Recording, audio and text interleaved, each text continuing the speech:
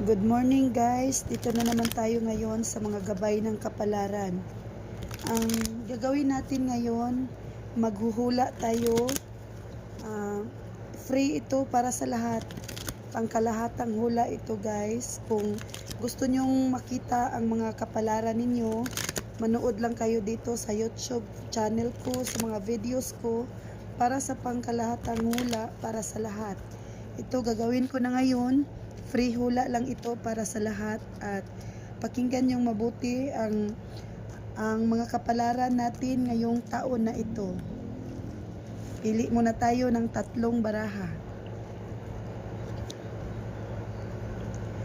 Sa unang pagpili ngayon, sa lahat na mga tao ngayon na kung sino man yung may mga pangarap na magpatayo ng bahay o may mga plano man magpatayo ng business, may mga kadalasan may mga magtatagumpay dahil nakikita ko ngayon na itong unang pagpili pa lang natin ngayon, ito yung sign na makapagpatayo ka ng bahay or kaya may mga paparating na swerte sa iyong buhay. Kaya kung sakali man na hinihintay nyo ang panahon na ito at iniisip nyo kung kailan kaya kayo magsisimula, ngayong mga panahon na ito pwede na kayong magsimula talaga dahil nandito na yung guide na pwede nyo nang simulan yung mga pangarap ninyo, yung mga gusto ninyong gawin sa buhay. Para ito sa lahat ng paghuhula, kung sakali man na may mga pangarap kayo na magpatayo ng negosyo o kaya bahay, siguro matutupad ng mga pangarap ninyo. At mayroon ding mga sign na maraming blessings ang darating. Yung mga tao na nahihirapan, yung mga tao na may mga problema, huwag kayong mawala ng pag-asa dahil nakikita ko na maliwanag pa rin ang takbo ng buhay natin ngayon.